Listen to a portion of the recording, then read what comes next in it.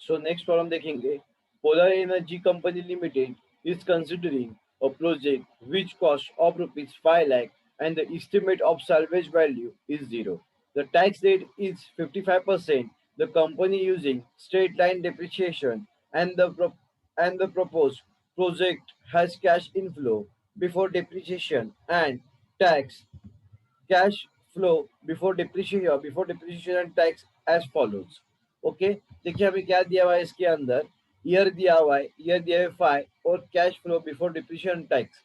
सही है, क्या क्या दिया हुआ है इसके अंदर हमें कैलकुलेट करना है। हमें 1,50,000 फॉर फर्स्ट ईयर, सेकेंड के लिए दिया 2,50,000, 2,50,000 same for 3 years and fourth year के दिया 2 लाख और लास्ट 5 ईयर के दिया हम लोग को 1,50,000। If the cash of capital is 12%, would your recommended the acceptance of the project under internal rate of method? सबसे पहले हमें क्या प्रिपेयर करना है, देखिए ईयर, प्रॉफिट बिफोर डिप्रिशिएशन, उसके बाद क्या करना है डिप्रिशिएशन से कॉलम प्रिपेयर करना है, उसके बाद प्रॉफिट बिफोर टैक्स, उसके बाद पीएटी एंड कैश इनफ्लो। सही है, जैसे कि ऊपर बताया आपको कि cash flow before depreciation calculate करना है। सही है, तो उसके बाद बिफोर टैक्स, मतलब क्या बिफोर डिप्रिशिएशन एंड टैक्स। सही है, तो उसके हिसाब से हमें क्या करना है, कैलकुलेशन करना है। सो ईयर दिए हुए हम लोग को 1 to 5 years, आप यहाँ पे देख सकते हैं। सही है, 1 to 5 years as it is दिया। उसके बाद में प्रॉफिट बिफोर डिप्रिशिएशन 1,50,000, 2,50,000, 2,50,000, 2 लाख और 1,50,000। उसके बाद में हमें क्या करना है, डिप्रिशिएशन चार्ज करना है। सो डिप्रिशिएशन कैसा चार्ज करेंगे, देखिए यहाँ पे हमें टोटल नंबर ऑफ लाइफ कितनी दी है हम लोग को 5। सही है, और हम लोग का जो टोटल इन्वेस्टमेंट है, सही कितना दिया हुआ है इसके अंदर, project will cost rupees 5 lakh.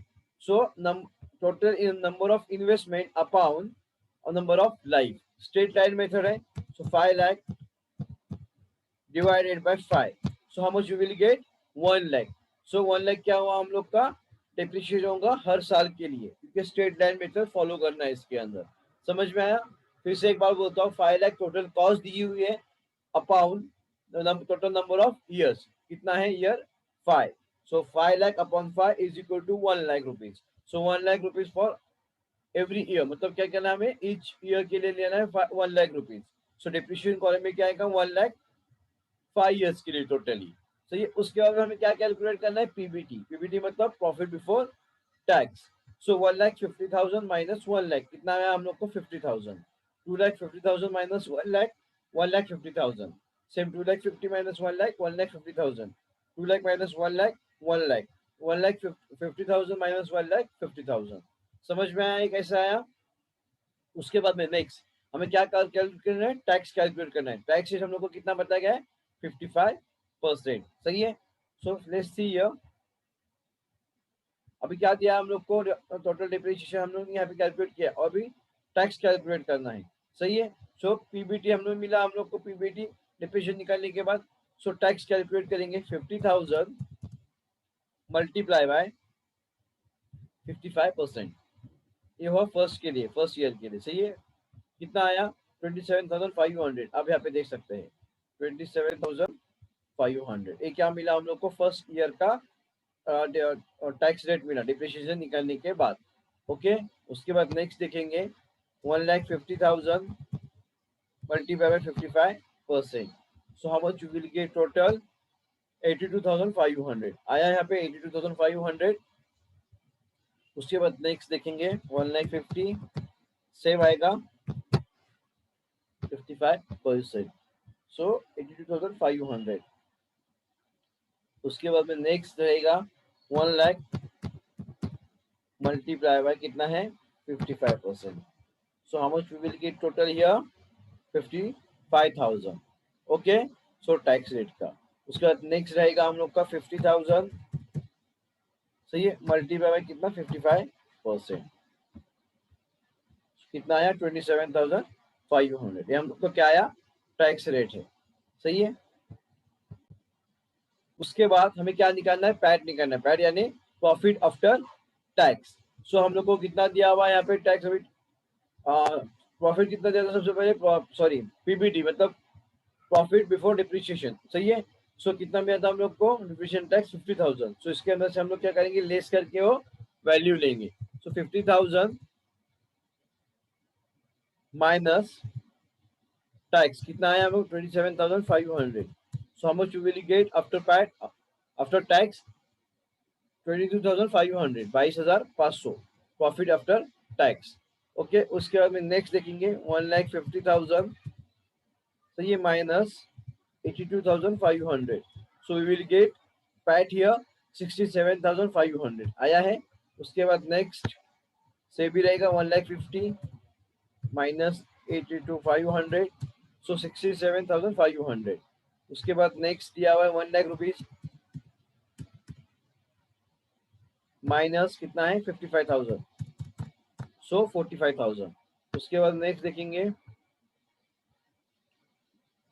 50,000 minus 27,500. So will get PAT 22,500. सो हम लोग को क्या मिला प्रॉफिट आफ्टर टैक्स यहाँ तक मिला है. ओके, उसके बाद हमें क्या निकालना है कैश इनफ्लो. कैश इनफ्लो कैसे निकालेंगे जैसे हमने कल भी कैलकुलेट किया था पैट प्लस डेप्रीशिएशन. सही है. सो पैट हम लोग का कितना है 22,500 प्लस डेप्रीशिएशन कितना आया था हम लोग का यहाँ पे 1,00,000 रुपीज.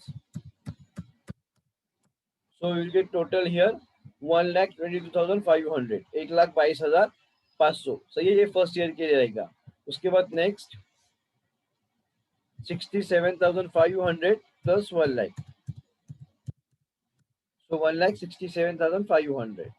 ओके, उसके बाद में क्या है सेम ही आएगा उसका कैलकुलेशन नेक्स्ट का भी 1,67,500. ओके, नेक्स्ट दिया हुआ है 45,000 plus 1,45,000. Okay, and the last one 22,500 plus 1,00,000. So we'll get total here 1,22,500. Okay, अभी हमें क्या करना है टोटल निकालना है. सही है, कैश फ्लो आफ्टर टैक्स के बाद जो हमने कैलकुलेट किया है उसके हम क्या करेंगे अभी टोटल निकालेंगे. So total cash inflow PAT of depreciation 1,22,500 plus 1,67,500 plus 1,67,500 1,45,000 1,20,500. So will be total 7,25,000. समझ में आया कितना मिला हम लोग को टोटल इसका 7,25,000. ओके, सो ये हम लोग ने यहाँ पे क्या किया इसका आंसर निकाला. ओके,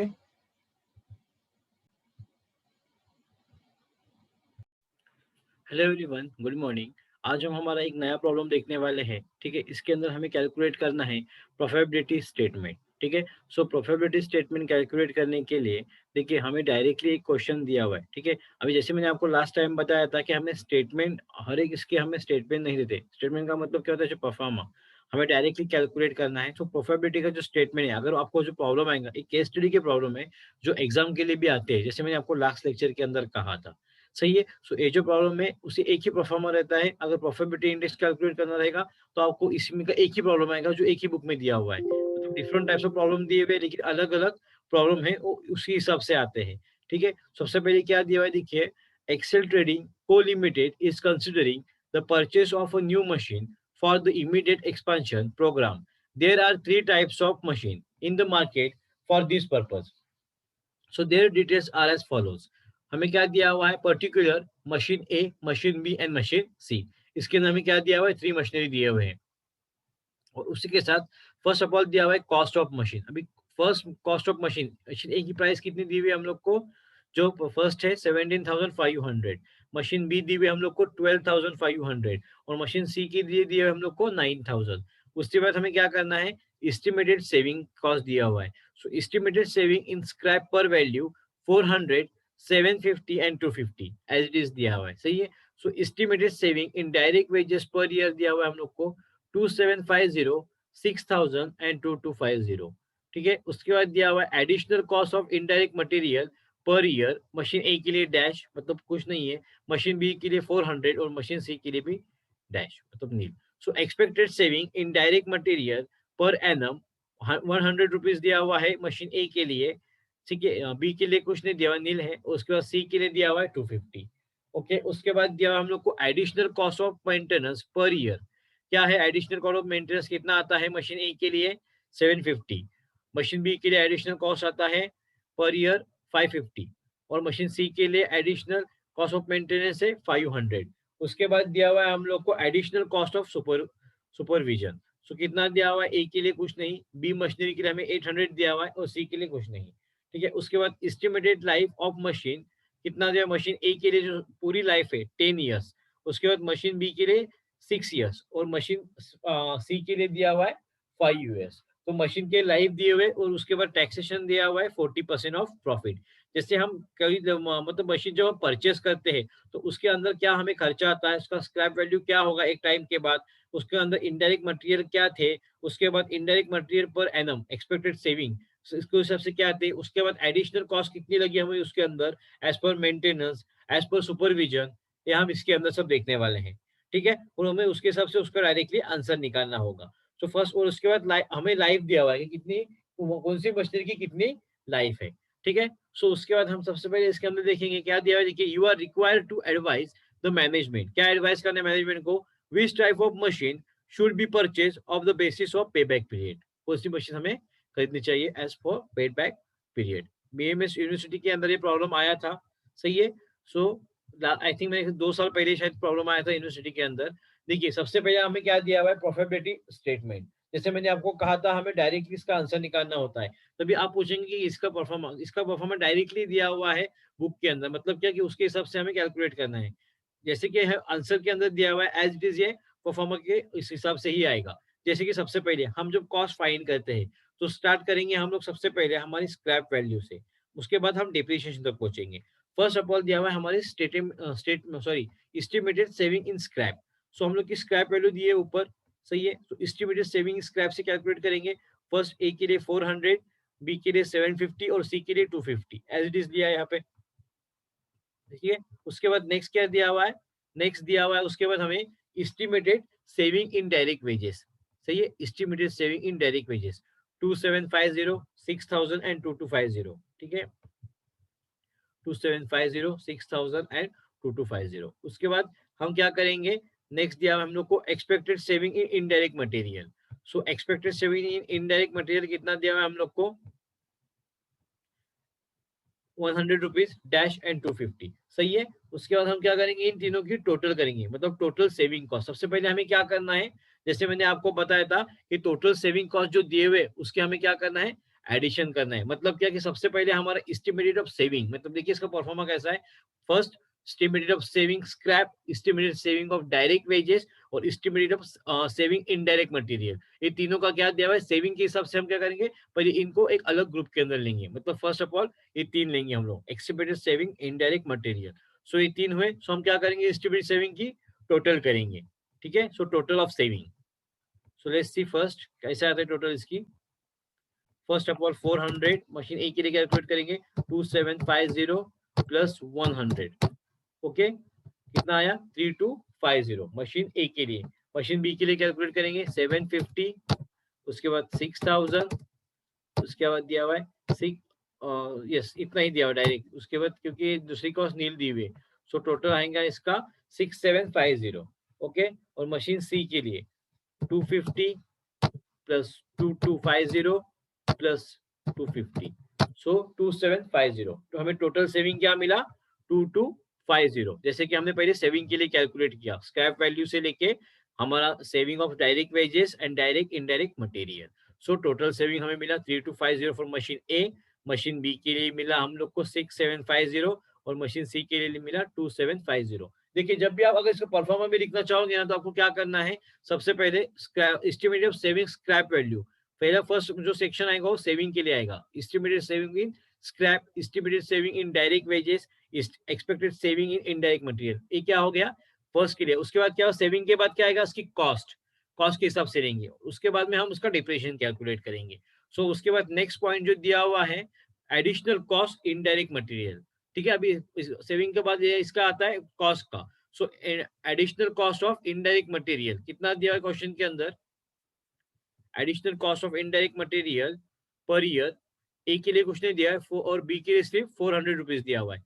सो हम यहाँ पे लेंगे नथिंग और यहाँ पे दिया हुआ है 400 और 0। उसके बाद में क्या दिया हुआ है, कौन सी कॉस्ट दी हुई है हम लोग को, उसके बाद दिया हुआ है एडिशनल कॉस्ट ऑफ मेंटेनेंस।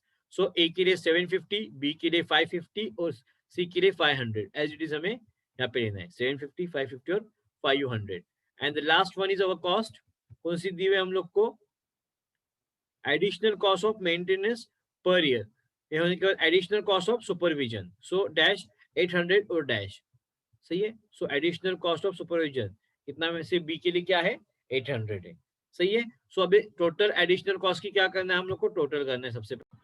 सो हम क्या करना है इसके बाद, अब इसकी हमें टोटल एडिशनल कॉस्ट की टोटल करना है। सबसे पहले हम क्या करेंगे, देखिए हमें क्या दिया हुआ है, हमारा टोटल सेविंग कितना दिया हुआ है 3250। सही है। और उसके बाद हमें दिया हुआ है एक ही एडिशनल कॉस्ट फॉर मेंटेनेंस ए के लिए, मशीन ए के लिए additional cost of additional cost of maintenance. सही है। कितने दिया है 750। सो टोटल एडिशनल कॉस्ट कितना मिला इसी मशीन ए के लिए हम लोग को, 750। सही है। सो सबसे पहले हम क्या करेंगे, देखिए यहाँ पे हमें सबसे पहले क्या दिया हुआ है कि हम लोग की जो टोटल सेविंग है वो कितनी है 3250। सही है। और उसमें से बताया हम लोग को कि 750 क्या दिया हुआ हम लोग को टोटल एडिशनल कॉस्ट। तो हम डायरेक्ट जो ऊपर दिया हुआ है टोटल सेविंग में से उसको क्या करेंगे हम लोग, सबसे पहले लेस करेंगे। सो 3250 minus 750, how much you will get here 2500। समझ में आया। सो उसी तरह बी के लिए भी करेंगे हम लोग को 6750। और उसके बाद में हम लोग का जो टोटल एडिशनल कॉस्ट दिया हुआ है, कितना दिया है टोटल एडिशनल कॉस्ट हम लोग को यहाँ पे 1750। So minus 1750 is equal to will get 5000 here. मतलब क्या करना है, जो हमें टोटल सेविंग मिली है उस टोटल सेविंग में से हमें टोटल एडिशनल जो कॉस्ट है वो क्या करना है, लेस करना है। ठीक है। उसके बाद नेक्स्ट क्या दिया हुआ है हम लोग को, नेक्स्ट है मशीन सी के लिए कितनी टोटल आई थी 2750 माइनस कितना दिया हुआ है टोटल एडिशनल कॉस्ट हम लोग का 500। So we will get here 2250। समझ में आया, कैसे आया। इसको क्या कहेंगे हम लोग, net profit before depreciation and tax, जो अभी हमने वैल्यू निकाली। इसके बाद हमें क्या करना है, नेक्स्ट डिप्रिसिएशन निकालना है। अभी डिप्रिसिएशन कैसे निकालते हैं हम लोग, हमारा कितना जो एस्टिमेटेड लाइफ मतलब जो ईयर्स दिया हुआ है, सही है, वो लेंगे डिप्रिसिएशन निकालने के लिए। लेकिन कैसे करेंगे कि हम लोग का जो टोटल वैल्यू ऑफ मशीन है divided by number of years, मतलब उसकी जितनी लाइफ रहेगी उसके हिसाब से हम क्या करेंगे, कैलकुलेट करेंगे। सो फर्स्ट ऑफ ऑल हम लोग को मशीन ए के लिए क्या दी हुई कॉस्ट ऑफ, हम लोग की कॉस्ट ऑफ मशीन दी हुई है 17,500। जो प्राइस आती है उसके ऊपर हम क्या करते हैं, कैलकुलेट करते हैं। सही है। सो 17,500 डिवाइडेड बाय कितना है लाइफ मशीन की 10 ईयर्स। तो कितना आया 1750। देख सकते हैं आप यहाँ पे 1750 आया है। उसके बाद में हमें नेक्स्ट क्या दिया हुआ है, नेक्स्ट दिया हुआ है 12,500। सो 12,500 divided by number of years है हम लोग का 6। सो कितना आया 2083। ठीक है, मशीन बी के लिए देख सकते हैं आप यहाँ पे 2083। And the next value machine C के लिए दी है हम लोग को 9,000। सही है। So 9,000 divided by 5 we will get 1,800 depreciation. So कितना आया हम लोग का डिप्रिशिएशन यहाँ पे 1,800। अभी क्या करना है, हमें इसके अंदर से नेट प्रॉफिट बिफोर टैक्स निकालना है। सही है। सो क्या करेंगे हम लोग की टोटल वैल्यू दी है मतलब net profit before depreciation and tax, उसमें से हम क्या करेंगे, डिप्रिशिएशन जो हमें मिला है वो लेस करेंगे। So let's see 2500 minus 1750 is equal to we will get 750 जो है पे मिले हम लोग को डिप्रिशिएशन आफ्टर टैक्स। सही है। सो उसके बाद क्या आया है, नेक्स्ट देखेंगे 5000 माइनस कितना मिला है हम लोग को 2083 डिप्रिशिएशन। सही है। सो 2917 आया है यहाँ पे 2917। उसके बाद में नेक्स्ट दिया हुआ है हम लोग को 2250 माइनस क्या दिया हुआ है हम लोग को 2250 माइनस हम लोग को जो डिप्रिसिएशन कॉस्ट निकाली हमने कितना 1800। So we will get here 450। समझ में आया कैसे आया। सो ये क्या मिला हम लोग को, ये हम लोग को मिला है यहाँ पे जो हमने calculate net profit before tax. सही है। So net profit before tax after depreciation. So उसके बाद में हमें क्या करना है, नेक्स्ट टैक्स। सो टैक्स कितना दिया था हम लोग को प्रॉब्लम के अंदर, टैक्सेशन एट 40% ऑफ प्रॉफिट। सही है। सो उसके ऊपर कितना हमें क्या 40% निकालना है। सही है। So let's C,